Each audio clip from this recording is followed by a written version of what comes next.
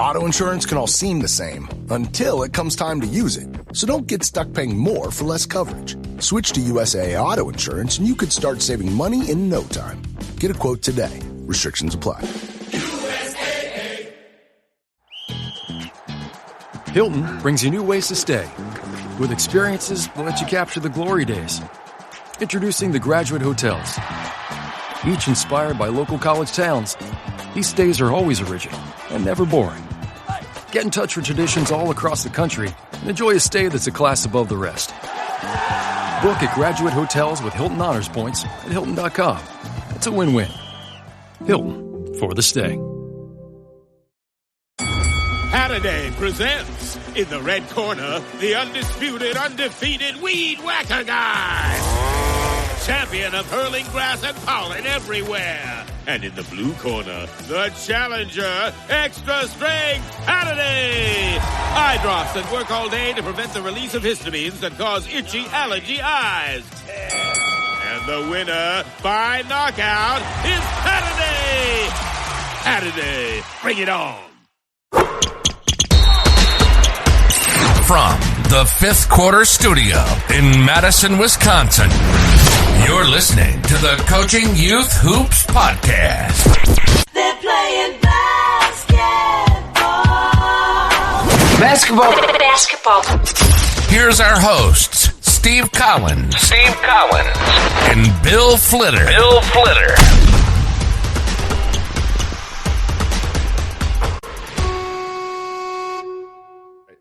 Hey, welcome to Coaching Youth Hoops. You gotta refocus, Coach. That's it. Episode 16. Coach and I have literally been talking for an hour and a half, over an hour and a half, probably. And then I turned to him and said, "We better get on a podcast because that's right. We get together today." Oh my goodness! It was a good converation, though. It was a great conversation. It was a great conversation, and we talked about your new site. So let's do it. Let's do a plug for that. A plug, basketball practice plans coming along really well. Thanks to everyone who is interested in that, giving me feedback so far. Yeah, we plan on launching that in the fall. Make it super simple. End of August. He's going to launch at the end of August. Yeah. I'm calling him out on it. You want to pick a date? Why don't you pick a specific date again? I could be like Lee. So what happens when they go to it's basketball practice plans.com. Plans, plural. Yep. .com. And what happens when they go to that site right now? Like if they're going to listen to this end of July. Yeah, basically they're just filling out an interest form, right? Yeah, I'm interested in the launch when you guys go public. This is a problem that I have and I want to solve it, right? And what's important there is to give me some good feedback too. Like, what are you struggling with? So when it does go live, that I can really focus on those problems that you guys are all. I'm going to give all of you a hint too. If you get on that list, you're going to get like a special deal that no one else is going to get. So yeah, absolutely. You want in early. That's absolutely right. Yeah, that was an hour conversation there. That was but it was like teachhoops.com has been around for 5 years. When it started, it was $9 a month. It's not $9 a month anymore, people. So I'm just telling you, get on that list, and then you're going to want to be on the list. Yeah, and really, again, just to emphasize, it's really for youth coaches, kindergarten through 8th grade. Maybe it's it's mom or dad. They don't, they might have played, maybe they didn't, and they're, they just need some help. And it's going to be print ready, practice ready, practice plans, and a system behind it. I would have. Here's the biggest compliment I can pay you, Bill. Is I've been coaching 30 plus years. I would have bought this with my son. Like when I was coaching my son's youth team, I would have bought it and I would have too. I just, when I first started coaching, it's like, just tell me what to do because I got other things to worry about. I got my own team to worry about. Like I'm just saying, it's like I get it. Yeah, I get it. All right, so that was a good ad, but it's true though. It's true. And if anything, I have opinions, and I was breaking his website down. So what I saw today, you won't see. I was going, Bill, change this, and this looks good, and very Apple-like. I liked it. All right. So what's today's topic, Coach? Episode 16. Episode 16. We are going to be talking about how to. We put a poll out on our Facebook group called, Coaching Youth Hoops Facebook group. We asked our community, what are they struggling with right now? And I gave them 3 options.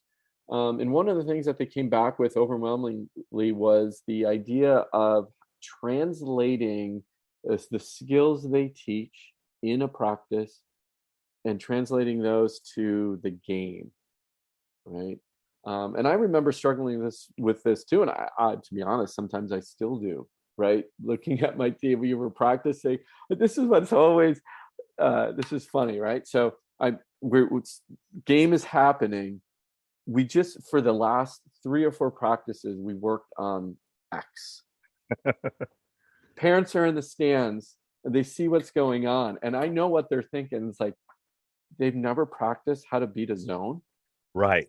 That's what they're thinking. Right? That's what they're thinking. Like, who is this joker? Right. And I'm thinking in my head, you know how many hours we spent? Literally, we add it all up on how to beat a zone. Right. And it's just like, okay.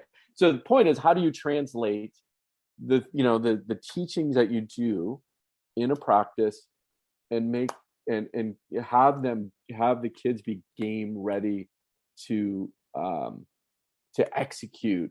It's because I have the same issues. Trust me, there's parents in my stands that go, have you never, like, we spent the last 3 weeks working on that. Yeah.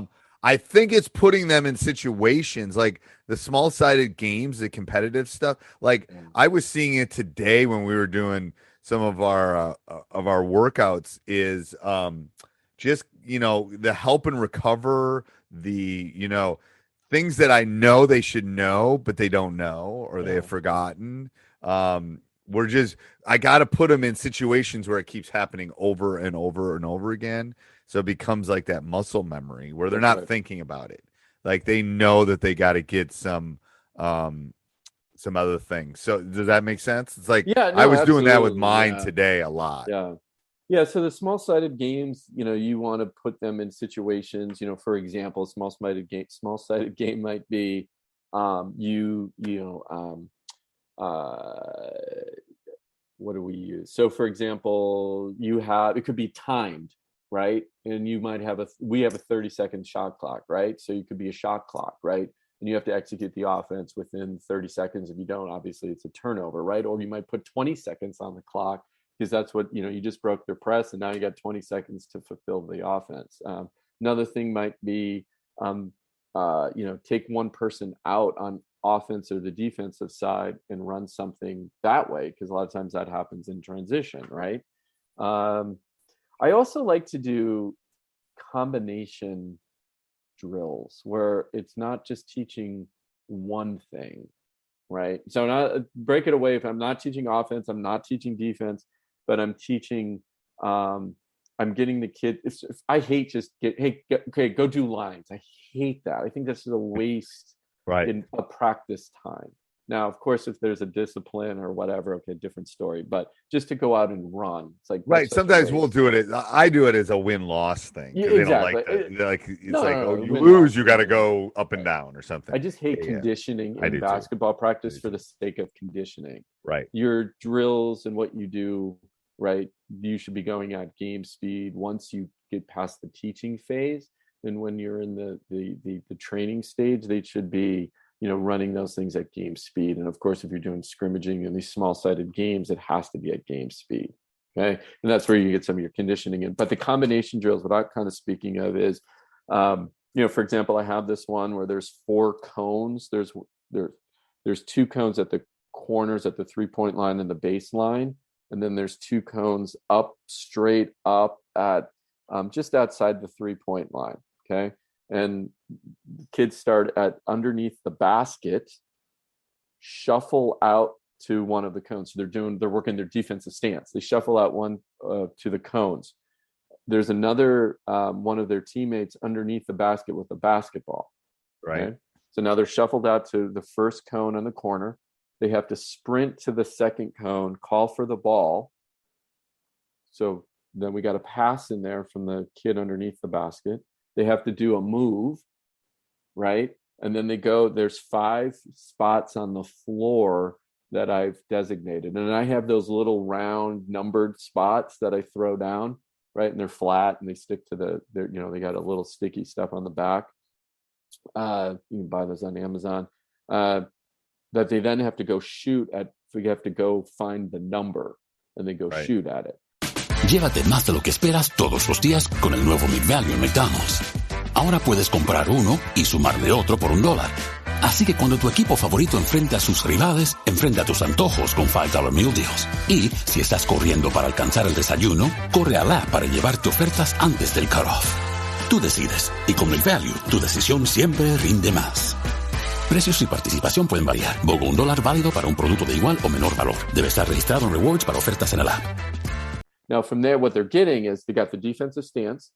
They have 5 shots they have to get, and they always come back to home base to start. So they do shot number 1. They run back to underneath the basket, shuffle to the other side. Now they're going the other way, run up to the cone, find the second shot, run underneath the hoop, shuffle back the other way. And then they're doing that 5 times. So they're getting their conditioning in. Right. Guess what else they're getting in, right? They're getting catching a pass, they're receiving the pass and also passing from their teammates. They're getting shots under pressure because we'll make it a contest. How many did you get? How fast did you complete it in? Right. So, see, this is combination drills and they love it because one, they're competing. 2, I know they're getting conditioned because they're tired after round 1. Right. And then each round we change it. So sometimes we say, we